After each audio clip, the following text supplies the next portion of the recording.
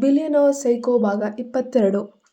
ನೋಡು ನಿಖಿಲ್, ಆ ಕ್ಯಾಬಿನ್ ಒಳಗಡೆ ಇರೋ ಲೇಡಿ ಡಾಕ್ಟರ್ ನನಗೆ ತುಂಬ ಕ್ಲೋಸ್ ಫ್ರೆಂಡು. ಅವಳು ನಮ್ಮ ಭೂಮಿಕಾ ಮತ್ತು ಹೊಟ್ಟೆಲಿರೋ ಮುದ್ದಾದ ಬೇಬಿನ ತುಂಬ ಅಚ್ಚುಕಟ್ಟಾಗಿ ಚೆನ್ನಾಗಿ ನೋಡ್ಕೊಳ್ತಾಳೆ. ನೀನೇನು ತಲೆ ಕೆಡಿಸ್ಕೊಳ್ಬೇಡ ಅಂತ ಆರ್ಯನ್ ನಗುತ್ತಾ ಆ ಕ್ಯಾಬಿನ್ ಕಡೆಗೆ ಕೈ ತೋರಿಸ್ತಾನೆ. ಸರಿ, ಹಾಗಾದರೆ ಒಳಗಡೆ ಹೋಗೋಣ ಬಾ ಭೂಮಿಕಾ ಅಂತ ಹೇಳಿ ನಿಖಿಲ್ ಜಾಗರೂಕತೆಯಿಂದ ಭೂಮಿಕಾಳನ್ನು ಕರೆದುಕೊಂಡು ಸ್ತ್ರೀರೋಗ ತಜ್ಞರ ರೂಮಿನೊಳಗೆ ಹೋಗ್ತಾನೆ. ನುರಿತ ಲೇಡಿ ವೈದ್ಯರ ಭೂಮಿಕಾಳನ್ನು ಅತ್ಯಂತ ಪ್ರೀತಿಯಿಂದ ಪರೀಕ್ಷಿಸಿ ಎಲ್ಲವೂ ಸಂಪೂರ್ಣವಾಗಿ ನಾರ್ಮಲ್ ಆಗಿದೆ, ಅಭಿನಂದನೆಗಳು, ಮಗುವಿಗೆ ಈಗ ಸುಮಾರು 2 ವಾರ ವಯಸ್ಸಾಗಿದೆ, ಸದ್ಯಕ್ಕೆ ತಾಯಿ ಮತ್ತು ಮಗು ಇಬ್ಬರು ಹೆಲ್ತ್ ತುಂಬ ಚೆನ್ನಾಗಿದೆ ಅಂತ ಹೇಳ್ತಾರೆ ಡಾಕ್ಟ್ರು. ದೇಹದಲ್ಲಿ ಬೇರೆ ಯಾವುದೇ ಕೊರತೆಗಳಿಲ್ಲ. ಖಚಿತಪಡಿಸಿಕೊಳ್ಳಲು ಅವರು ಭೂಮಿಕಾಗೆ ಒಂದು ಸಣ್ಣ ರಕ್ತ ಪರೀಕ್ಷೆಯನ್ನು ಬರೆದುಕೊಟ್ರು. ಪರೀಕ್ಷೆಯ ಚೀಟಿಯನ್ನು ಕೈಗೆತ್ಕೊಂಡ ನಿಖಿಲ್ ತಕ್ಷಣವೇ, ಆರ್ಯನ್, ನೀನು ಮೊದಲು ಭೂಮಿಕಾಳನ್ನು ಬ್ಲಡ್ ಟೆಸ್ಟ್ ಲ್ಯಾಬ್ಗೆ ಕರೆದುಕೊಂಡು ಹೋಗಿ ಆ ಟೆಸ್ಟ್ ಮುಗಿಸು. ನನಗೆ ಇಲ್ಲಿ ಡಾಕ್ಟರ್ ಜೊತೆ ಪರ್ಸ್ನಲ್ ಆಗಿ ಒಂದು ಮುಖ್ಯವಾದ ವಿಚಾರ ಮಾತಾಡಬೇಕಾಗಿದೆ ಅಂತ ಹೇಳ್ತಾನೆ. ಹಾಂ ಸರಿ ನಿಖಿಲ್, ಹಾಗಾದರೆ ಹೋಗೋಣ ಬನ್ನಿ ಭೂಮಿಕಾ ಅವರೇ ಎಂದು ಆರ್ಯನ್ ಡಾಕ್ಟರ್ಗೆ ಥ್ಯಾಂಕ್ಸ್ ಹೇಳಿ ಭೂಮಿಕಾಳನ್ನು ಆ ಲ್ಯಾಬ್ ಕಡೆಗೆ ಕರೆದುಕೊಂಡು ಹೋಗ್ತಾನೆ. ನಿಖಿಲ್ ಮಾತ್ರ ಕ್ಯಾಬಿನ್ ಒಳಗಡೆಯೇ ಉಳಿದುಕೊಳ್ತಾನೆ. ಲ್ಯಾಬ್ ಕಡೆಗೆ ನಡೆದುಕೊಂಡು ಹೋಗುತ್ತಿರುವಾಗ ಆರ್ಯನ್ ಮೆಲ್ಲನೆ ತಲೆ ಕೆರೆದುಕೊಳ್ಳುತ್ತಾ ಅಂದ ಹಾಗೆ, ಭೂಮಿಕಾ, ನಾನು ಹಾಸ್ಪಿಟಲ್ಗೆ ಬಂದಾಗಿನಿಂದ ಗಮನಿಸ್ತಾನೆ ಇದ್ದೀನಿ, ನೀನು ಯಾಕೋ ನನ್ನ ಮೇಲೆ ಸಿಕ್ಕಾಪಟ್ಟೆ ಕೋಪಗೊಂಡಿದ್ದೀಯಾ ಅಂತ ನನಗೆ ಡೌಟ್ ಬರ್ತಾ ಇದೆ. ಆದರೆ ನನ್ನ ತರಹ ಇಷ್ಟು ಕ್ಯೂಟ್ ಆಗಿರೋ, ಸುಂದರವಾಗಿರೋ, ಹ್ಯಾಂಡ್ಸಮ್ ಒಳ್ಳೆ ಹುಡುಗನ ಮೇಲೆ ಈ ಪ್ರಪಂಚದಲ್ಲಿ ಯಾರಾದರೂ ಹೇಗೆ ತಾನೇ ಕೋಪ ಮಾಡ್ಕೊಳ್ಳೋಕೆ ಸಾಧ್ಯ ಹೇಳು? ನಾನು ನಿನಗೆ ಯಾವುದೇ ಸಣ್ಣ ತಪ್ಪು ಮಾಡದಿದ್ರೂ ಕೂಡ ನೀನು ನನ್ನನ್ನು ನೋಡಿದ ತಕ್ಷಣ ಇಷ್ಟೊಂದು ಗರಂ ಆಗ್ತಾ ಇರೋದಕ್ಕೆ ಅಸಲಿ ಕಾರಣ ಏನು ಎಂದು ಆರ್ಯನ್ ತುಂಬ ಮುಗ್ಧನಂತೆ ಕೇಳ್ತಾನೆ. ಅವನ ಈ ಬಿಲ್ಡಪ್ ಮಾತುಗಳನ್ನು ಕೇಳಿದ ತಕ್ಷಣ ಭೂಮಿಕಾ ಅಲ್ಲೇ ನಿಂತು ತನ್ನ ಇಡೀ ಕಣ್ಣುಗಳನ್ನು ದೊಡ್ಡದು ಮಾಡಿ ಆರ್ಯನ್ ಕಡೆಗೆ ಅಕ್ಷರಶಃ ಒಂದು ಪೈಶಾಚಿಕ ನೋಟವನ್ನೇ ಬೀರಿದ್ಲು. ಅವಳ ಕಣ್ಣಲ್ಲಿದ್ದ ಕೋಪ ಕಂಡು ಆರ್ಯನ್ ಒಂದು ಹೆಜ್ಜೆ ಹಿಂದೆ ಇಟ್ಟನು. ಆರ್ಯನ್, ನೀನಿದ್ದೀಯಲ್ಲ, ನೀನು ಜಗತ್ತಿನ ಅತಿ ದೊಡ್ಡ ಕಿರಿಕಿರಿ ಪೆದ್ದ ಗೊತ್ತಾ? ಅಂದು ಆಫೀಸ್ನಲ್ಲಿ ನನ್ನ ಮನಸ್ಸಿನ ಭಾವನೆಗಳನ್ನು, ನನ್ನ ಪ್ರೀತಿಯನ್ನು ಹೇಳಬೇಕು ಅಂತ ಐಡಿಯಾ ಕೊಟ್ಟು ಪ್ರೋತ್ಸಾಹ ಮಾಡಿದ್ದೆ ನೀನು. ಆದರೆ ಕಟ್ ಮಾಡಿದರೆ ನಾನು ಮನೆಯಲ್ಲಿ ಪ್ರಶಾಂತವಾಗಿ ನಿಖಿಲ್ ಕಣ್ಣುಗಳನ್ನು ನೋಡಿ ನನ್ನ ಪ್ರೀತಿಯ ಸತ್ಯವನ್ನು ಹೇಳೋಕ್ಕೆ ಪ್ರಯತ್ನ ಮಾಡಿದಾಗೆಲ್ಲ ಮಧ್ಯದಲ್ಲಿ ವಿನಂತರ ಫೋನ್ ಮಾಡಿ ಸೀರಿಯಸ್ ಆಗಿ ಹೇಳ್ತಾ ಇದ್ದೀನಿ ಆರ್ಯನ್, ಆ ಸಮಯದಲ್ಲಿ ನನಗಂತೂ ನಿನ್ನನ್ನು ಸೀದಾ ಮರ್ಡರ್ ಮಾಡಬೇಕು ಅಂತ ಅನ್ನಿಸ್ತಿತ್ತು. ನಾನು ಅವನ ಜೊತೆ ರೊಮ್ಯಾಂಟಿಕ್ ಆಗಿ ಮಾತಾಡೋಕೆ ಹೋದಾಗಲೆಲ್ಲ ಕರೆಕ್ಟಾಗಿ ನಿಂದೆ ಫೋನ್ ಬರುತ್ತೆ ಅಂತ ಭೂಮಿಕಾ ತನ್ನ ಇಡೀ ಮುಖ ಕೆಂಪು ಮಾಡಿಕೊಂಡು ಜೋರಾಗಿ ಕಿರುಚಾಡ್ಬಿಟ್ಲು. ಅವಳ ಆ ರೌದ್ರಾವತಾರ ಕಂಡು ಆರ್ಯನ್ ಒಂದು ಕ್ಷಣ ದಡಬಡಾಯಿಸಿ ನಡುಕಿ ಹೋಗಿ ತಕ್ಷಣ ಒಬ್ಬ ಸೀನಿಯರ್ ಡಾಕ್ಟರ್ ರೇಂಜ್ಗೆ ಮುಖ ಗಂಭೀರವಾಗಿ ಮಾಡಿಕೊಂಡು ಕೈ ಸನ್ನೆ ಮಾಡ್ತಾನೆ. ಓಹೋ ಹೌದಾ ವಿಷಯ? ಅಯ್ಯೋ ಭೂಮಿಕಾ, ಮೊದಲು ಕೂಲು, ಶಾಂತವಾಗಿರು. ಇವತ್ತು ನೀನು ಇಷ್ಟೊಂದು ಜೋರಾಗಿ ಮತ್ತು ವಿಪರೀತ ಕೋಪದಿಂದ ಮಾತಾಡ್ತಿದ್ದೀಯಲ್ವಾ? ನಾನು ನಿನ್ನನ್ನು ನನ್ನ ಲೈಫ್ನಲ್ಲಿ ಇಷ್ಟೊಂದು ಹೈ ವೋಲ್ಟೇಜ್ ಕೋಪದಲ್ಲಿ ಎಂದೂ ನೋಡಿರಲಿಲ್ಲ. ಅಂದ ಹಾಗೆ ನಿನಗೊಂದು ಸತ್ಯ ಗೊತ್ತಾ? ಗರ್ಭಿಣಿಯಾಗಿರುವ ಹೆಣ್ಣುಮಕ್ಕಳು ಯಾವುದೇ ಕಾರಣಕ್ಕೂ ಈ ರೀತಿ ಜೋರಾಗಿ ಕಿರ್ಚಾಡಬಾರ್ದು ಮತ್ತು ಕೋಪದಿಂದ ಮಾತಾಡಬಾರ್ದು ಅಂತ ವೈದ್ಯಕೀಯ ಲೋಕದಲ್ಲಿ ಹೇಳ್ತಾರೆ. ನೀನು ಹೀಗೆ ಸಿಟ್ಟಾದರೆ ಅದು ನೇರವಾಗಿ ನಿನ್ನ ಹೊಟ್ಟೆಯಲ್ಲಿರೋ ಮಗುವಿನ ಆರೋಗ್ಯದ ಮೇಲೆ ಕೆಟ್ಟ ಪರಿಣಾಮ ಬೀರುತ್ತೆ. ಜೋಕೆ. ಆರ್ಯನ್ ಸಖತ್ ಆಗಿ ಡಾಕ್ಟರ್ ಗಿಮಿಕ್ ಮಾಡ್ತಾನೆ. ತನ್ನ ಮಗುವಿನ ಮೇಲೆ ಎಫೆಕ್ಟ್ ಆಗುತ್ತೆ ಅನ್ನೋ ಮಾತು ಕೇಳಿದ ತಕ್ಷಣ ಭೂಮಿಕಾಳ ಇಡೀ ಕೋಪ ಕ್ಷಣಾರ್ಧದಲ್ಲಿ ತಣ್ಣಗಾಗಿ ನೀರಾಯಿತು. ಅವಳು ತಕ್ಷಣ ತನ್ನ ಧ್ವನಿಯನ್ನು ಪೂರ್ತಿಯಾಗಿ ಸಣ್ಣದು ಮಾಡಿಕೊಂಡು ಎದುರುತ್ತಾ ಅತ್ಯಂತ ಕಡಿಮೆ ಧ್ವನಿಯಲ್ಲಿ ಕೇಳಿದ್ಲು, ನಿಜವಾಗಿಯೂ ಆರ್ಯನ್, ನಾನು ಕೋಪ ಮಾಡಿಕೊಂಡ್ರೆ ಮಗುವಿಗೆ ತೊಂದರೆ ಆಗುತ್ತಾ? ಇಲ್ಲ ಭೂಮಿಕಾ, ಕೂಲ್, ನಾನು ಸುಮ್ಮನೆ ನಿನ್ನ ಕಾಲಿಳಿಯೋಕೆ ತಮಾಷೆ ಮಾಡ್ತಾ ಇದ್ದೆ ಅಷ್ಟೆ ಎಂದು ಆರ್ಯನ್ ಹಲ್ಲು ಕಿರಿಯುತ್ತಾ ತಮಾಷೆಯಾಗಿ ಹೇಳ್ತಾರೆ. ಆರ್ಯನ್, ನೀನು ಭೂಮಿಕಾ ಮತ್ತೆ ಕೋಪದಿಂದ ಅವನ ಕಡೆಗೆ ಕೈ ತೋರಿಸ್ತಾ ಇದ್ದಾಳೆ. ಸರಿ ಈಗ ಈ ರೇಂಜಿಗೆ ಕೋಪ ಮಾಡ್ಕೊಳ್ಬೇಡ ಮರೈತಿ. ನಾನು ಹೇಳೋದನ್ನು ಸ್ವಲ್ಪ ಗಂಭೀರವಾಗಿ ಕೇಳು. ಇನ್ನೆರಡು ದಿನಗಳಲ್ಲಿ ನಮ್ಮ ನಿಖಿಲ್ ಬರ್ತ್ಡೇ ಇದೆ ಗೊತ್ತಾ? ಅವನು ಹುಟ್ಟುಹಬ್ಬದ ಆ ವಿಶೇಷ ದಿನದಂದು ನಿನ್ನ ಮನಸ್ಸಲ್ಲಿರೋ ಪ್ರೀತಿಯ ಜಗತ್ತನ್ನು ಅವನಿಗೆ ಸರ್ಪ್ರೈಸ್ ಆಗಿ ಹೇಳ್ಬೋದು ಅಂತ ಆರ್ಯನ್ ಒಂದು ಸೂಪರ್ ಆದ ಐಡಿಯಾ ಕೊಟ್ಟ. ಅದನ್ನು ಕೇಳಿದ ತಕ್ಷಣ ಭೂಮಿಕಾಳ ಕಣ್ಣುಗಳು ಹೊಳೆದವು. ವಾವ್ ಆರ್ಯನ್, ಇದು ನಿಜಕ್ಕೂ ತುಂಬ ಅದ್ಭುತವಾದ ಐಡಿಯಾ ಅಂದ್ಲು ಖುಷಿಯಿಂದ. ಆದರೆ ಆರ್ಯನ್ ತಕ್ಷಣವೇ ಮುಖ ಗಂಭೀರವಾಗಿ ಮಾಡಿಕೊಂಡು, ಆದರೆ ಭೂಮಿಕಾ, ಒಂದು ವೇಳೆ ನಿಖಿಲ್ ನಿನ್ನನ್ನು ಪ್ರೀತಿಸುತ್ತಿಲ್ಲ ಅಂದರೆ ಮುಂದೆ ಏನು? ನಿನ್ನ ಈ ಅತಿಯಾದ ಪ್ರೀತಿ ಅವನಿಗೆ ಒಂದು ವೇಳೆ ದೊಡ್ಡ ಹೊರೆಯಾಗಿ ಕಾಣಿಸಿದ್ರೆ ನೀನೇನು ಮಾಡ್ತೀಯಾ ಅಂತ ಭೂಮಿಕಾಳ ಮನಸ್ಸನ್ನು ಪರೀಕ್ಷಿಸಲು ಕೇಳಿದ್ನು ಏನೋ. ಆರ್ಯನ್, ನೀನೇ ತಾನೇ ಈ ಹಿಂದೆ ನಿಖಿಲ್ ಕೂಡ ನನ್ನನ್ನು ಪ್ರೀತಿಸುತ್ತಿದ್ದಾನೆ ಅಂತ ಗಂಟಲು ಅರೆದುಕೊಂಡು ಹೇಳಿದ್ದು. ಈಗ ಯಾಕೆ ಇದ್ದಕ್ಕಿದ್ದಂತೆ ಉಲ್ಟಾ ಮಾತಾಡ್ತಿದ್ಯಾ ಎಂದು ಗಾಬರಿಯಿಂದ ಕೇಳಿದ್ದು ಭೂಮಿಕಾ. ಹೌದು, ನಾನೇ ಹೇಳಿದ್ದೆ. ಆದರೆ ಒಂದು ವೇಳೆ ಆತ ನಿನ್ನ ಪ್ರೀತಿಸದೇ ಇದ್ದರೆ ಏನು ಮಾಡ್ತೀಯಾ ಅಂತ ಕೇಳ್ತಾ ಇದ್ದೀನಿ ಅಷ್ಟೇ. ನಾನೇನೋ ಹ್ಯಾಂಡ್ಸಮ್ ಪರ್ಫೆಕ್ಟ್ ಹುಡುಗ ಇರ್ಬೋದು, ಹಾಗಂತ ನಾನು ಹೇಳೋದೆಲ್ಲ ಪ್ರತಿ ಬಾರಿಯೂ 100ಕ್ಕೆ 100 ಸರಿಯಾಗೋಕ್ಕೆ ಸಾಧ್ಯ ಇಲ್ಲ ಅಲ್ವಾ. ಪರ್ಫೆಕ್ಟ್ ಆಗಿರೋ ವ್ಯಕ್ತಿ ಕೂಡ ಕೆಲವೊಮ್ಮೆ ಸಣ್ಣ ಪುಟ್ಟ ತಪ್ಪುಗಳನ್ನು ಮಾಡಬಹುದು ಅಂತ ಆರ್ಯನ್ ತನ್ನದೇ ಶೈಲಿಯಲ್ಲಿ ಬಿಲ್ಡಪ್ ಕೊಡ್ತಾನೆ. ಭೂಮಿಕಾ ಅವನ ಕಣ್ಣುಗಳನ್ನು ನೇರವಾಗಿ ದಿಟ್ಟಿಸಿ ನೋಡುತ್ತಾ ಅತ್ಯಂತ ಆತ್ಮವಿಶ್ವಾಸದಿಂದ ನೋಡಿದ್ಲು. ನೋಡು ಆರ್ಯನ್, ಈಗ ಬೇರೆ ಯಾವುದೇ ಮಾತಿಲ್ಲ. ಒಂದು ವೇಳೆ ಆತ ನನ್ನನ್ನು ಪ್ರೀತಿಸದೇ ಇದ್ದರೂ ಕೂಡ ನನ್ನ ಪವಿತ್ರವಾದ ಪ್ರೀತಿಯಿಂದ ಆತ ನನ್ನನ್ನು ಪ್ರೀತಿಸುವಂತೆ ನಾನೇ ಮಾಡ್ಕೊಳ್ತೀನಿ. ಪ್ರಾಣಕ್ಕಿಂತ ಹೆಚ್ಚಾಗಿರೋ ನನ್ನ ಪ್ರೀತಿಯನ್ನು ನನ್ನಿಂದ ಅಷ್ಟು ಸುಲಭವಾಗಿ ಕಿತ್ಕೊಳ್ಳೋಕೆ ಯಾರಿಂದನೂ ಸಾಧ್ಯ ಆಗೋದಿಲ್ಲ. ನಾನು ಸೋಲ್ ಒಪ್ಕೊಳ್ಳೋದೇ ಇಲ್ಲ ಅಂದು ಗಟ್ಟಿಯಾಗಿ. ಅವಳ ಮಾತಿನಲ್ಲಿದ್ದ ಗಾಂಭೀರ್ಯವನ್ನು ಕಂಡು ಆರ್ಯನ್ ಮನಸ್ಸಿನಲ್ಲೇ ಮೆಚ್ಚಿಕೊಳ್ತಾನೆ. ಓ ವಾಟ್ ಆನ್ ಆಟಿಟ್ಯೂಡ್. ಸರಿ ಸರಿ, ನಾನು ನಿನಗೆ ಅಸಲ ವಿಷಯ ಹೇಳ್ತೀನಿ ಕೇಳು. ನಿಖಿಲ್ ನಿನ್ನನ್ನು ಪ್ರಾಣಕ್ಕಿಂತ ಹೆಚ್ಚಾಗಿ ಪ್ರೀತಿಸ್ತಿದ್ದಾನೆ ಅನ್ನೋದು ಅಪ್ಪಟ ಸತ್ಯ. ಒಂದು ವೇಳೆ ನನ್ನ ಈ ಮಾತು ಸುಳ್ಳಾದರೆ ನೀನು ನಿಜವಾಗಿಯೂ ನನ್ನನ್ನು ಮರ್ಡರ್ ಮಾಡಬಹುದು. ಯಾಕಂದರೆ ಆತನ ಕಣ್ಣುಗಳಲ್ಲಿ ನಿನ್ನ ಮೇಲಿರೋ ಪ್ರೀತಿ ನನಗೆ 100ಕ್ಕೆ 100 ಖಚಿತವಾಗಿ ಕಂಡಿದೆ ಎಂದು ಆರ್ಯನ್ ಭರವಸೆ ನೀಡ್ತಾನೆ. ಅದನ್ನು ಕೇಳಿ ಭೂಮಿಕಾಗೆ ಸಖತ್ ಖುಷಿ. ಸರಿ, ನೀನು ಅಂದುಕೊಂಡಷ್ಟು ಕೆಟ್ಟವನಲ್ಲ ಬಿಡು. ಹೋಗು, ಇವತ್ತಿಗೆ ನಿನ್ನನ್ನು ಕ್ಷಮಿಸ್ತೀನಿ ಎಂದವಳೆ ಮೆಲ್ಲನೆ ತನ್ನ ಹೊಟ್ಟೆಯ ಮೇಲೆ ಕೈ ಇಟ್ಕೊಂಡು ಮುದ್ದಾಗಿ ನುಡಿದ್ಲು. ಮಗು, ನೀನು ಮಾತ್ರ ದೊಡ್ಡವನಾದ್ಮೇಲೆ ನಿನ್ನ ಆರ್ಯನ್ ಚಿಕ್ಕಪ್ಪನ ಥರ ಪೆದ್ದನಾಗಿ ಕಿರಿಕಿರಿಯಾಗಿ ಇರಬೇಡ ಮಗನೇ. ಹೀಗೆ ಹೇಳುತ್ತಾ ಭೂಮಿಕಾ ನಗುತ್ತಾ ಬೇಗನೆ ರಕ್ತ ಪರೀಕ್ಷೆಯ ರೂಮಿನ ಒಳಗಡೆ ಹೊರಟು ಹೋದ್ಲು. ಹೇ ಭೂಮಿಕಾ, ನಿಲ್ಲು. ಏನು ಹೇಳ್ತಿದ್ಯಾ ನೀನು? ನಾನಾ ಪೆದ್ದ? ಸ್ವಲ್ಪ ಇರು ಎಂದು ಆರ್ಯನ್ ಶಾಕ್ ಆಗಿ ಅವಳನ್ನು ಹಿಂಬಾಲಿಸುತ್ತಾ ರೂಮಿನ ಕಡೆಗೆ ಓಡ್ತಾನೆ. ಅತ್ತ ಸ್ತ್ರೀ ರೋಗ ತಜ್ಞರು ಕ್ಯಾಬಿನ್ ಒಳಗಡೆ ನಮ್ಮ ಆಫೀಸ್ ಹಿಟ್ಲರ್ ನಿಖಿಲ್ ಡಾಕ್ಟರ್ ಎದುರು ಕುಳಿತು ತನ್ನ ಇಡೀ ಲೈಫ್ನಲ್ಲೇ ಕೇಳದಷ್ಟು ಸಾಲು ಸಾಲು ಪ್ರಶ್ನೆಗಳನ್ನು ಕೇಳಿ ವೈದ್ಯರನ್ನೇ ಸುಸ್ತು ಮಾಡಾಕ್ತಾ ಇದ್ದಾನೆ. ಡಾಕ್ಟರ್, ಭೂಮಿಕಾ ಬೆಳಗ್ಗೆ ಎದ್ದ ತಕ್ಷಣ ಏನು ತಿನ್ನಬೇಕು, ಯಾವ ಜ್ಯೂಸ್ ಅವಳಿಗೆ ಒಳ್ಳೆಯದು, ಅವಳು ಯಾವ ಯಾವ ಆಹಾರಗಳನ್ನು ಮುಟ್ಲೇಬಾರ್ದು, ಅವಳಿಗೆ ಇನ್ನು ಮುಂದೆ ಯಾವ ರೀತಿಯಲ್ಲಿ ಟ್ಯಾಬ್ಲೆಟ್ ಕೊಡಬೇಕು, ಒಬ್ಬ ಗಂಡನಾಗಿ ಈ ಪ್ರೆಗ್ನೆನ್ಸಿ ಸಮಯದಲ್ಲಿ ಅವಳನ್ನು ಜಾಗರೂಕತೆಯಿಂದ ನೋಡ್ಕೊಳ್ಳೋಕ್ಕೆ ನಾನು ಏನೇನು ಮಾಡಬೇಕು, ಪ್ಲೀಸ್ ಎಲ್ಲವನ್ನ ನನಗೆ ಸ್ಪಷ್ಟವಾಗಿ ಸ್ವಲ್ಪ ಬರೆದು ಕೊಟ್ಬಿಡಿ ಎಂದು ನಿಖಿಲ್ ಅತ್ಯಂತ ಆತುರದಿಂದ ವಿಪರೀತ ಕಾಳಜಿಯಿಂದ ಕೇಳ್ಕೊಳ್ತಾ ಇದ್ದಾನೆ. ನಿಖಿಲ್, ನನ್ನ ಮಾತನ್ನು ಅತ್ಯಂತ ಗಮನವಿಟ್ಟು ಕೇಳು.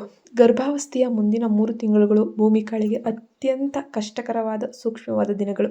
ಯಾವುದೇ ಕಾರಣಕ್ಕೂ ಅವಳನ್ನು ಮನೆಯಲ್ಲಿ ಯಾವುದೇ ರೀತಿಯ ಭಾರವಾದ ವಸ್ತುಗಳನ್ನು ಎತ್ತಕ್ಕೆ ಬಿಡಬೇಡ. ಅವಳು ದಿನಕ್ಕೆ 3 ಹೊತ್ತು ಸರಿಯಾದ ಸಮಯಕ್ಕೆ ಪೌಷ್ಟಿಕವಾಗಿರುವಂಥ ಆಹಾರವನ್ನೇ ತಿನ್ನಬೇಕು ಎಂಬುದನ್ನು ನೀನೇ ಖುಷಿಯಾಗಿ ನಿಂತು ಖಚಿತಪಡಿಸ್ಕೊಳ್ಬೇಕು. ಎಲ್ಲಕ್ಕಿಂತ ಮುಖ್ಯವಾಗಿ ಅವಳ ಮನಸ್ಸನ್ನು ಯಾವಾಗಲೂ ತುಂಬ ಸಂತೋಷವಾಗಿಡು. ಅವಳಿಗೆ ಯಾವುದೇ ಮೆಂಟಲ್ ಸ್ಟ್ರೆಸ್ ಕೊಡಬೇಡ ಅಂತ ಲೇಡಿ ಡಾಕ್ಟರ್ ಅತ್ಯಂತ ಪ್ರೀತಿಯಿಂದ ವಿವರಿಸ್ತಾರೆ. ಅವರು ಪ್ರೆಗ್ನೆನ್ಸಿ ಪ್ರಿಸ್ಕ್ರಿಪ್ಷನ್ ಬರೆಯುತ್ತಾ ನಾನು ಇಲ್ಲಿ ಕೆಲವೊಂದಷ್ಟು ಮುಖ್ಯವಾದ ವಿಟಮಿನ್ ಪೂರಕಗಳು ಮತ್ತು ಮಾತ್ರೆಗಳು ಬರಿತಾ ಇದ್ದೇನೆ. ಅವಳು ಗರ್ಭಿಣಿಯಾಗಿರುವಾಗ ತಿನ್ನಬಾರದಿರುವಂತಹ ಕೆಲವೊಂದಷ್ಟು ನಿರ್ದಿಷ್ಟ ಆಹಾರಗಳ ಪಟ್ಟಿ ಕೂಡ ಇಲ್ಲಿದೆ. ಇದನ್ನು ಕಡ್ಡಾಯವಾಗಿ ಫಾಲೋ ಮಾಡ್ಕೊಂಡು ಹೋಗಿ ಅವಳನ್ನು ಹೆಚ್ಚಾಗಿ ಪ್ರೀತಿಯಿಂದ ನೋಡ್ಕೊಳ್ಳಿ. ಈ ಮೊದಲ 3 ತಿಂಗಳುಗಳಲ್ಲಿ ಅವಳನ್ನು ಯಾವುದೇ ಲಾಂಗ್ ಜರ್ನಿ ಅಥವಾ ಹೆಚ್ಚು ಪ್ರಯಾಣ ಮಾಡೋಕೆ ಬಿಡಬೇಡಿ. ಸಾಧ್ಯವಾದಷ್ಟು ಮನೆಯಲ್ಲೇ ಇರಲಿ. ಈ ತಿಂಗಳುಗಳು ಮಗುವಿನ ಬೆಳವಣಿಗೆಗೆ ಅತ್ಯಂತ ನಿರ್ಣಾಯಕ ಅಂತ ಹೇಳ್ತಾರೆ. ವೈದ್ಯರು ಹೇಳ್ತಿದ್ದ ಪ್ರತಿಯೊಂದು ಸಣ್ಣ ಜವಾಬ್ದಾರಿಯನ್ನು ನಿಖಿಲ್ ತನ್ನ ಮನಸ್ಸಿನಲ್ಲೇ ಗಟ್ಟಿಯಾಗಿ ಎಚ್ಚೆತ್ತುಕೊಳ್ತಿದ್ದ. ಸರಿ ಡಾಕ್ಟರ್, ಹಾಗಾದರೆ ನಾನು ಭೂಮಿಕಾಳನ್ನು ಮುಂದಿನ ತಪಾಸಣೆಗೆ ಮತ್ತೊಮ್ಮೆ ಯಾವಾಗ ಕರೆದುಕೊಂಡು ಬರಬೇಕು ಎಂದು ನಿಖಿಲ್ ಅತ್ಯಂತ ಆತುರದಿಂದ ಕೇಳ್ತಾನೆ. ನೀವು ಇನ್ನು ಕೇವಲ 2ರಿಂದ 3 ವಾರಗಳ ನಂತರ ಅವಳನ್ನು ಮತ್ತೊಮ್ಮೆ ಇಲ್ಲಿಗೆ ಕರೆದುಕೊಂಡು ಬಂದರೆ ಸಾಕು, ಅದು ಸರಿಯಾಗ್ತದೆ ಎಂದು ವೈದ್ಯರು ನಗುತ್ತಾ ಹೇಳಿದರು. ಹಾಂ ಸರಿ ಡಾಕ್ಟರ್, ನಿಮ್ಮ ಅಮೂಲ್ಯವಾದ ಸಲಹೆಗಳಿಗೆ ತುಂಬ ಧನ್ಯವಾದಗಳು ಅಂತ ಹೇಳಿ ನಿಖಿಲ್ ಅತ್ಯಂತ ವಿನಯದಿಂದ ಹೇಳಿ ಎದ್ದು ನಿಂತ್ಕೊಳ್ತಾನೆ. ಈಗ ಆತ ಒಬ್ಬ ತಂದೆ ಆಗ್ತಿದ್ದಾನೆ. ಅವನ ಜವಾಬ್ದಾರಿ ತುಂಬ ಇರುತ್ತೆ. ಇತ್ತ ರಾಜಮಾನ್ಷನ್ನಲ್ಲಿ ವಾತಾವರಣ ಸಂಪೂರ್ಣವಾಗಿ ಗಂಭೀರವಾಗಿತ್ತು. ಮಾನ್ಷನ್ಗೆ ಅತ್ಯಂತ ಪ್ರತಿಷ್ಠಿತ ವ್ಯಕ್ತಿಯೊಬ್ಬರು ಭೇಟಿಯಾಗಲು ಬಂದಿದ್ದರಿಂದ ಲಿವಿಂಗ್ ಹಾಲ್ನಲ್ಲಿದ್ದ ರಮ್ಯಾ ಮೆಲ್ಲನೆ ಮಲಗುವ ಕೋಣೆಯಲ್ಲಿದ್ದ ವಿಕಾಸ್ನನ್ನು ಕೆಳಗೆ ಕರೆಯಲು ಹೋದ್ಲು. ವಿಕಾಸ್ ಅತ್ಯಂತ ಗಂಭೀರ ಮುಖಭಾವದೊಂದಿಗೆ ಕೋಣೆಯಿಂದ ಕೆಳಗೆ ಇಳಿದು ಬಂದರು.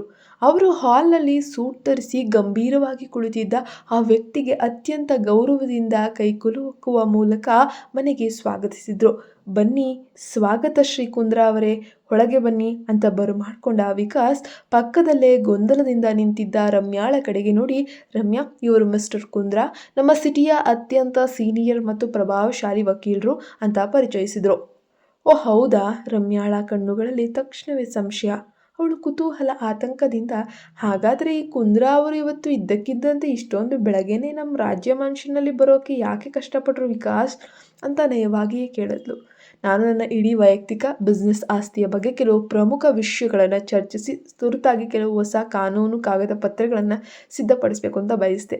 ಅದಕ್ಕಾಗಿಯೇ ನಾನೇ ವೈಯಕ್ತಿಕವಾಗಿ ಅವರಿಗೆ ಫೋನ್ ಮಾಡಿ ಇಲ್ಲಿಗೆ ಕರೆಸ್ಕೊಂಡಿದ್ದೀನಿ ಅಷ್ಟೇ ಎಂದು ವಿಕಾಸು ಅತ್ಯಂತ ಕಠೋರವಾದ ಧ್ವನಿಯಲ್ಲಿ ಉತ್ತರಿಸ್ತಾನೆ. ವಿಕಾಸ್ ಅವರ ಈ ಸಡನ್ ನಿರ್ಧಾರ ಕೇಳಿದ ತಕ್ಷಣ ರಮ್ಯಾಳ ಎದೆಯಲ್ಲಿ ಭೀತಿಯ ಅಪಘಾತವಾಯಿತು.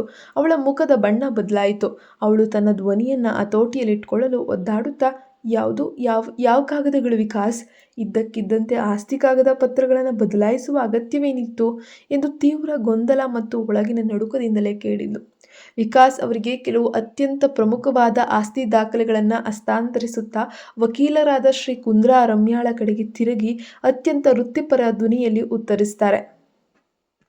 ವಾಸ್ತವವಾಗಿ ಮೇಡಮ್, ಶ್ರೀ ವಿಕಾಸ್ ರಾಜೆ ಅವರು ತಮ್ಮ ಒಟ್ಟು ಸಾಮ್ರಾಜ್ಯದ ರಾಜೆ ಗ್ರೂಪ್ ಆಫ್ ಕಂಪನೀಸ್ನಲ್ಲಿರುವಂತಹ ತಮ್ಮ ವೈಯಕ್ತಿಕ ಪಾಲಿನ 15% ಶೇರ್ಸ್ನ ನೇರವಾಗಿ ನಿಖಿಲ್ ಅವರು ಹುಟ್ಟಲಿರುವ ಮಗನ ಹೆಸರಿಗೆ ಬರೀತಿದ್ದಾರೆ. ಅಷ್ಟೇ ಅಲ್ಲ, ಅವರ ಹೆಸರಲ್ಲಿರೋ 4 ಭವ್ಯವಾದ ಐಷಾರಾಮಿ ಮಹಲುಗಳಲ್ಲಿ 2 ಮಿಸ್ ಭೂಮಿಕಾ ಅವರ ಹೆಸರಿಗೆ ನೀಡಲಿದ್ದಾರೆ. ಅದರಲ್ಲಿ ಒಂದು ಮಹಲು ನೇರವಾಗಿ ಭೂಮಿಕಾಳ ವೈಯಕ್ತಿಕ ಹೆಸರಿಗೆ ಹೋದರೆ, ಇನ್ನೊಂದು ಮಹಲು ಅವಳು ಹೊಟ್ಟೆಲ್ ಬೆಳೀತಿರುವಂತಹ ಮಗುವಿನ ಹೆಸರಿಗೆ ಹೋಗುತ್ತೆ. ಏನೋ ಶ್ರೀ ಕುಂದ್ರಾ ಅವರ ಮಾತು ಮುಗಿಯುವ ಮುನ್ನವೇ ರಮ್ಯಾ ಇಡೀ ರಾಜ ಮ್ಯಾನ್ಷನ್ ನಡುಗುವಂತೆ ಅತ್ಯಂತ ಜೋರಾಗಿ ಕಿರಿಚಾಡಿದಂತೆಯೇ ಕೂಗ್ಬಿಟ್ಲು. ಕೋಪ ಮತ್ತು ಅಪಘಾತದಿಂದ ಅವಳ ಅಸಭ್ಯ ವರ್ತನೆಯನ್ನು ಕಂಡ ವಿಕಾಸ್ ಅವರ ಮುಖ ಗಂಭೀರವಾಯಿತು. ರಮ್ಯಾ, ಅಸಲಿಗೆ ನೀನು ಇಲ್ಲಿ ಏನು ಮಾಡ್ತಾ ಇದೀಯಾ? ಒಬ್ಬ ಪ್ರತಿಷ್ಠಿತ ಲಾಯರ್ ಆದರೂ ಯಾಕೆ ಇಷ್ಟೊಂದು ಜೋರಾಗಿ ಕಾಡು ಮನುಷ್ಯನ ಥರ ಕಿರಿಚಾಡ್ತಿದ್ಯಾ ಎಂದು ವಿಕಾಸ್ ಅತ್ಯಂತ ಕಠೋರವಾಗಿ ಅವಳ ಕಡೆ ನೋಡಿದ್ರು. ವಿಕಾಸ್, ದಯವಿಟ್ಟು ನನ್ನ ಮಾತು ಕೇಳಿ. ನಾವು ಮೊದಲು ಇದರ ಬಗ್ಗೆ ಪ್ರತ್ಯೇಕವಾಗಿ ಮಾತಾಡಬೇಕು. ಅಲ್ಲಿಯವರೆಗೆ ಯಾವುದೇ ಕಾರಣಕ್ಕೂ ನೀವು ಈ ಆಸ್ತಿಯ ಕಾಗದಪತ್ರಗಳಿಗೆ ನೀವು ಸಹಿ ಹಾಕುವಂತಿಲ್ಲ ಎಂದು ರಮ್ಯಾ ವಿಕಾಸ್ ಅವರ ಕೈಯನ್ನು ತಡೆಯೋಕೆ ಪ್ರಯತ್ನಿಸುತ್ತಾ ಹತಾಶೆಯಿಂದ ಹೇಳಿದ್ಲು. ವಿಕಾಸ್ ತನ್ನ ಕೈಯನ್ನು ಬಲವಾಗಿ ಹಿಂದೆ ಎಳೆದುಕೊಳ್ಳುತ್ತಾ, ನನ್ನ ಸ್ವಂತ ಆಸ್ತಿಯ ವಿಷಯದಲ್ಲಿ ನಾನು ಏನು ಮಾಡಬೇಕು, ಯಾವ ನಿರ್ಧಾರ ತೆಗೆದುಕೊಳ್ಬಾರ್ದು ಅಂತ ಹೇಳ್ಕೊಡೋಕೆ ನೀನೇನು ನನಗೆ ಬಾಸ್ ಅಲ್ಲ, ನನಗೆ ಯಾರ ಮಾರ್ಗದರ್ಶನವೂ ಬೇಕಾಗಿಲ್ಲ ಅಂತ ವಿಕಾಸ್ ಖಡಕ್ಕಾಗಿ ಹೇಳ್ತಾರೆ. ವಿಕಾಸ್, ಇಷ್ಟೊಂದು ಹಠ ಮಾಡಬೇಡಿ. ರಮ್ಯಾ ಈಗ ಕೋಪದಿಂದ ಕೆಂಡವಾಗಿ ಅಲ್ಲನ್ನ ಕಚ್ಚಿ ಹೇಳಿದ್ಲು. ವಿಕಾಸ್ ಅವಳಿಗಿಂತಲೂ ಜೋರಾಗಿ, ರಮ್ಯಾ, ಮೊದಲು ನಿನ್ನ ಬಾಯಿ ಮುಚ್ಚು ಎಂದು ಎಲ್ಲರ ಎದುರೇ ಕೋಪದಿಂದ ಗರ್ಜಿಸಿದ್ರು.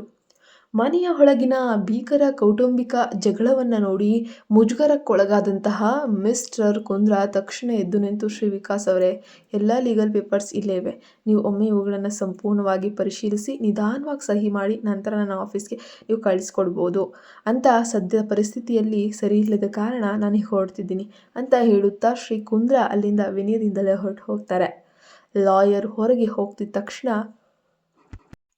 ವಿಕಾಸ್ ಸಿಟ್ಟಿನಿಂದ ರಮ್ಯಾಳ ಕಡೆ ತಿರುಗಿ, ರಮ್ಯಾ, ಅಸಲಿಗೆ ನಿನ್ನ ದೊಡ್ಡ ಸಮಸ್ಯೆ ಏನು? ಇವತ್ತು ನೀನು ನನ್ನ ಶ್ರೀ ಕುಂದ್ರಾ ಅವರ ಎದುರು ಸಿಗಬಾರದ ಮುಜುಗರಕ್ಕೆ ಈಡು ಮಾಡಿದ್ಯಾ? ನಿನಗೆ ಕನಿಷ್ಠ ಪಕ್ಷ ವಿವೇಚನೆ ಅನ್ನೋದೇ ಇಲ್ವಾ ಅಂತ ಅತ್ಯಂತ ಅತೃಪ್ತಿಯಿಂದ ಬೇಸರದಿಂದ ಹೇಳಿದರು. ರಮ್ಯಾ ತನ್ನ ಇಡೀ ಆಕ್ರೋಶವನ್ನು ಹೊರಹಾಕುತ್ತಾ, ವಿಕಾಸ್, ನಿಮಗೆ ಬುದ್ಧಿ ಭ್ರಮಣೆಯಾಗಿದೆ. ಇಡೀ ರಾಜೆ ಗ್ರೂಪ್ ಆಫ್ ಕಂಪನೀಸ್ನಲ್ಲಿ ನಿಮಗೆ ಉಳಿದಿರೋದೇ 39% ಪಾಲು.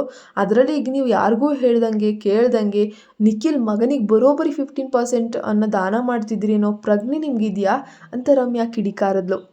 ಹಾಗಾದರೆ ಅದಕ್ಕೇನಂತೆ ರಮ್ಯಾ? ಆತ ನನ್ನ ಸ್ವಂತ ರಕ್ತ. ನನ್ನ ಮುದ್ದಾದ ಮೊಮ್ಮಗನಿಗೆ, ಶ್ರೀ ರಾಜೇ ಮನೆತನದ ಮುಂದಿನ ವಾರಸುದಾರನಿಗೆ ನಾನು ನನ್ನ ಇಡೀ ಆಸ್ತಿಯನ್ನೇ ಬರೆಯಬಲ್ಲೆ ಎಂದು ವಿಕಾಸ್ ಹೆಮ್ಮೆಯಿಂದ ಹೇಳ್ತಾನೆ. ಹೋ ಹೌದಾ ವಿಕಾಸ್? ಒಮ್ಮೆ ಕಣ್ಣು ತೆರೆದು ನೋಡಿ. ನಿಖಿಲ್ ಈಗಾಗಲೇ ಈ ಕಂಪನಿಯ ಅತಿ ಹೆಚ್ಚು ಷೇರುಗಳನ್ನು ಹೊಂದಿದ್ದಾನೆ. ಸಾಲದಕ್ಕೆ ಆತನ ಬಳಿ ನಿಮಗಿಂತಲೂ ಹೆಚ್ಚಿನ ಬಿಸ್ನೆಸ್ ಪವರ್ ಇದೆ. ಹೀಗಿರುವಾಗ ಈಗ ನೀವು ಮತ್ತಷ್ಟು ಅಂದರೆ 15% ಆಸ್ತಿನ ಹುಟ್ಟಲೇ ಇರೋ ಮಗುವಿಗೆ ಕೊಡ್ತಿದ್ದೀರಾ ಅಂದರೆ, ಹಾಗಾದರೆ ನನ್ನ ಮಗ ಯಶಸ್ನ ಕತೆ ಏನು? ಆತನ ಯಶಸ್ಸಿನ ಬಗ್ಗೆ, ಆತನ ಭವಿಷ್ಯದ ಬಗ್ಗೆ ನಿಮ್ಗೇನಾದರೂ ಕಾಳಜಿ ಇದೆಯಾ? ನಿಖಿಲ್ ನಾಳೆ ಹೆಂಡತಿ 100 ಜನ ಮಕ್ಕಳು ಇರಬಹುದು, ಆದರೆ ನನ್ನ ಮಗ ಯಶಸ್ನ ಭವಿಷ್ಯದ ಬಗ್ಗೆ ನಿಮ್ಮ ನಿರ್ಧಾರ ಏನು ಎಂದು ರಮ್ಯಾ ತನ್ನ ಮಗನ ಹೆಸರನ್ನಿಟ್ಕೊಂಡು ವಿಕಾಸ್ ಅವನ ಎದುರು ಭೀಕರ ಆಸ್ತಿ ಯುದ್ಧಕ್ಕೆ ನಿಂತಳು. ರಮ್ಯಾ, ಮೊದಲು ಇಲ್ಲಿ ಸತ್ಯವನ್ನು ಒಪ್ಪಿಕೊಳ್ಳುವುದನ್ನು ಕಲಿ. ನಾನು ಕಣ್ಣಾರೆ ನೋಡಿದ್ದೇನೆ. ಇವತ್ತು ನಿಖಿಲ್ ಬಿಸ್ನೆಸ್ ಸಾಮ್ರಾಜ್ಯದಲ್ಲಿ ಏನೆಲ್ಲ ಸಂಪಾದಿಸಿದ್ದಾನೆ ಅದೆಲ್ಲವನ್ನ ಆತ ತನ್ನ ಸ್ವಂತ ರಕ್ತ ಬೆವರಿನ ಶ್ರಮದಿಂದ ಮಾತ್ರ ಸಂಪಾದಿಸಿದ್ದಾನೆ. ವಿಕಾಸ್ ತನ್ನ ಮಗನ ಪರವಾಗಿ ಹೆಮ್ಮೆಯಿಂದ ಬ್ಯಾಟ್ ಬೀಸಿದ್ರು. ಅವರು ರಮ್ಯಾಳ ಕಡೆಗೆ ತಿರಸ್ಕಾರದಿಂದ ನೋಡುತ್ತಾ, ಇನ್ನು ನಿನ್ನ ಮಗ ಯಶಸ್ ವಿಷಯಕ್ಕೆ ಬಂದರೆ ಆತ ಮೊದಲು ಒಂದು ಸರಿಯಾದ ಹುಡುಗಿಯನ್ನು ನೋಡಿ ಮದುವೆ ಆಗಲಿ, ಆಮೇಲೆ ನಾನು ತಂದೆಯಾಗಿ ಅವನಿಗೆ ಸಲ್ಲಿಸಬೇಕಾಗಿರೋ ಆಸ್ತಿ ಪಾಲನ್ನು ಕೊಟ್ಟರಾಯಿತು. ಅದಕ್ಕಾಗಿ ನೀನು ಇಷ್ಟೊಂದು ಹೊಟ್ಟೆ ಉರಿ ಪಡುವಂತಹ ಕೆಲಸ ಬೇಕಾಗಿಲ್ಲ. ನೋಡು ರಮ್ಯಾ, ನಿಖಿಲ್ ಮೊದಲಿನಿಂದಲೂ ಒಬ್ಬ ದೊಡ್ಡ ಉದ್ಯಮಿ ಆಗಬೇಕಂತ ಜನ್ಮಸಿದ್ಧ ಹಠ ತೊಟ್ಟು ಸಾಧಿಸಿ ತೋರಿಸ್ತಂಥವನು. ಆದರೆ ನಿನ್ನ ಮಗ ಯಶಸ್ ಇನ್ನೂ ತನ್ನ ಲೈಫ್ನಲ್ಲಿ ಏನನ್ನೂ ನಿರ್ಧರಿಸಿಲ್ಲ. ಅಷ್ಟಕ್ಕೂ ಆತ ಯಾವುದಕ್ಕೆ ಕಾಯ್ತಿದ್ದಾನೆ? ಅವನಿಗೆ ತನ್ನ ವೃತ್ತಿ ಜೀವನದ ಬಗ್ಗೆ ಕನಿಷ್ಠ ಪಕ್ಷ ಚಿಂತೆಯೂ ಕೂಡ ಇಲ್ಲ ಎಂದು ವಿಕಾಸ್ ನೇರವಾಗಿ ಚುಚ್ಚುತ್ತಾರೆ. ವಿಕಾಸ್ ಅವರ ಮಾತು ರಮ್ಯಾಳ ತಾಯ್ತನದ ಅಹಂಕಾರಕ್ಕೆ ನೇರವಾಗಿ ಪೆಟ್ಟು ನೀಡ್ತು. ವಿಕಾಸ್, ನನ್ನ ಮಗ ಯಶಸ್ ಬಗ್ಗೆ ನೀವು ಈ ರೀತಿ ಕೀಳಾಗಿ ಮಾತಾಡ್ತೀರಿ ಅಂದರೆ ನಾನು ನಿಜವಾಗ್ಲೂ ಸಹಿಸಲ್ಲ ಅಂತ ಹೌಹಾರಿದ್ಲು. ಹಾಗಾದರೆ ಒಬ್ಬ ತಾಯಿಯಾಗಿ ಅವನಿಗೆ ಬುದ್ಧಿ ಹೇಳಿ ವಿವರಿಸಿ ಹೇಳು ಹೋಗಿ. ಆ ನಿಖಿಲ್ನನ್ನು ನೋಡಿ ಅವನ ಕಷ್ಟಪಡುವ ಗುಣದಿಂದ ಏನಾದರೂ 4 ಅಕ್ಷರ ಕಲಿಯೋಕೆ ಹೇಳು ನಿನ್ನ ಮಗನಿಗೆ ಅಂತ ವಿಕಾಸ್ ಖಡಕ್ಕಾಗಿ ಹೇಳ್ತಾರೆ. ವಿಕಾಸ್, ಪ್ಲೀಸ್ ಸಾಕು ಮಾಡಿ. ನನ್ನ ಮಗನಿಗೆ ಆ ಹುಚ್ಚು ಮನುಷ್ಯನ ಮುಖವನ್ನು ನೋಡುವಾಗಲಿ ಅಥವಾ ಅವನಿಂದ ಏನನ್ನು ಕಲಿಯುವ ಅಗತ್ಯವಾಗಲಿ ಖಂಡಿತ ಇಲ್ಲ ಎಂದು ರಮ್ಯಾ ಕೋಪದಿಂದ ಜ್ವಾಲೆಯಾಗಿ ನಿಖಿಲನ್ನು ಹುಚ್ಚ ಅಂತ ಹೇಳಿ ಕರೆದುಬಿಟ್ಲು. ಅದನ್ನು ಕೇಳಿದ ತಕ್ಷಣ ವಿಕಾಸ್ ಅವರ ಕಣ್ಣುಗಳು ಕೆಂಪಗಾದ್ವು. ಅವರು ರಮ್ಯಾಳ ಹತ್ತಿರ ಬಂದು ಬೆರಳು ತೋರಿಸುತ್ತಾ ಸಿಂಹದಂತೆ ಗರ್ಜಿಸಿದ್ರು. ರಮ್ಯಾ, ಹುಷಾರ್, ಕಣ್ಣಿಟ್ಕೊಂಡು ಕೇಳೋ. ಇನ್ನು ಮುಂದೆ ಎಂದಾದರೂ ನೀನು ನನ್ನ ಮಗ ನಿಖಿಲ್ನನ್ನು ಹುಚ್ಚ ಅಂತ ಕರೆದ್ರೆ ನೆನ್ಪಿಟ್ಕೋ, ಈ ರಾಜಮನುಷ್ಯನಲ್ಲಿ ಇದೇ ನಿನ್ನ ಕೊನೆಯ ಸಮಯ ಆಗುತ್ತೆ. ಈ ಬಾರಿ ನೀನು ನನ್ನ ಅಸಲಿ ರೌದ್ರಾವತಾರದ ಕೋಪವನ್ನು ಎದುರಿಸಬೇಕಾಗುತ್ತೆ. ಈಗ ಮೊದಲು ನನ್ನ ಕಣ್ಣೆದುರಿನಿಂದ ದೂರ ಹೋಗೋ.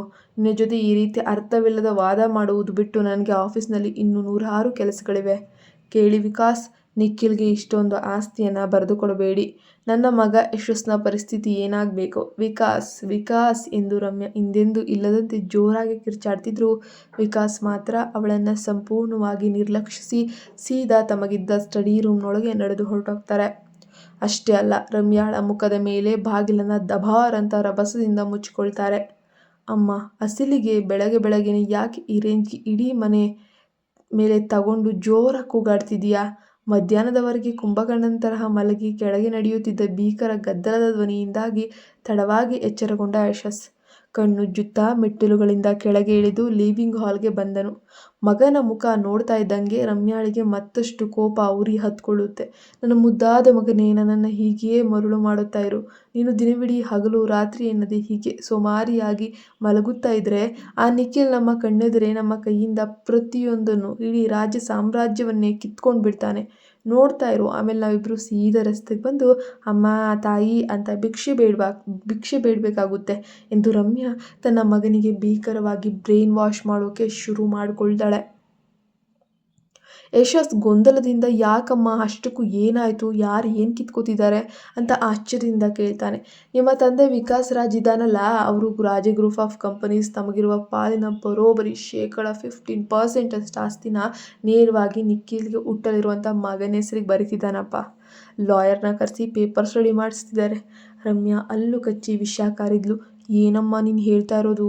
ನಿಜಾನಾ? ಆ ಮುದುಕನಿಗೆ ವಯಸ್ಸಾಗಿ ತಲೆಗಿಲೆ ಕೆಟ್ಟು ಹೋಯ್ತಾ ಏನು ಕತೆ ಎಂದು ಯಶಸ್ ತನ್ನದೇ ತಂದೆಯನ್ನು ಅತ್ಯಂತ ಏಕವಚನದಲ್ಲಿ ನಿಂದಿಸುತ್ತಾ ಶಾಕ್ ಕೊಡ್ತಾನೆ. ರಮ್ಯಾ ತಕ್ಷಣ ಅವನ ಮುಖಕ್ಕೆ ಹೊಡೆದಂತೆ, ಮೊದಲು ನಿನ್ನ ಬಾಯಿ ಮುಚ್ಚು ಯಶಸ್. ನೀನೇನಾದರೂ ಮೊದಲಿನಿಂದಲೂ ಆ ನಿಖಿಲ್ ಥರ ಬಿಸ್ನೆಸ್ನಲ್ಲಿ ಕಷ್ಟಪಟ್ಟು ಕೆಲಸ ಮಾಡಿದರೆ ಇವತ್ತು ನನಗೆ ಆ ವಿಕಾಸ್ ಇದ್ದರೂ ಆಸ್ತಿಗಾಗಿ ಇಷ್ಟೊಂದು ಭೀಕರವಾಗಿ ಜಗಳ ಆಡುವಂಥ ಪರಿಸ್ಥಿತಿನೇ ಬರ್ತಾ ಇರಲಿಲ್ಲ. ಎಲ್ಲದಕ್ಕೂ ನಿನ್ನ ಸೋಮಾರಿತನನೇ ಕಾರಣ ಅಂತ ರಮ್ಯಾ ಮಗನ ಮೇಲೆ ಕಿಡಿಕಾರಿದ್ಲು. ಕತೆ ಮುಂದುವರಿಯುತ್ತೆ. ಟ್ಯೂನ್ ಆಗಿರಿ. ರಮ್ಯಾ ಮತ್ತು ಯಶಸ್ ಸೇರಿ ಎಣೆಯುವಂತಹ ಕ್ರೂರ ಆಸ್ತಿ ಸಂಚುವಿನ ರೋಮಾಂಚನಕಾರಿ ವಿಶೇಷ ಸಂಚಿಕೆ ಮುಂದಿನ ಭಾಗದಲ್ಲಿ ಬರುತ್ತೆ. ಪ್ರತಿದಿನ ಬೆಳಗ್ಗೆ, ಸಂಜೆ, ಮಧ್ಯಾಹ್ನ ಕತೆಗಳು ಬರ್ತಾನೆ ಇರುತ್ತೆ.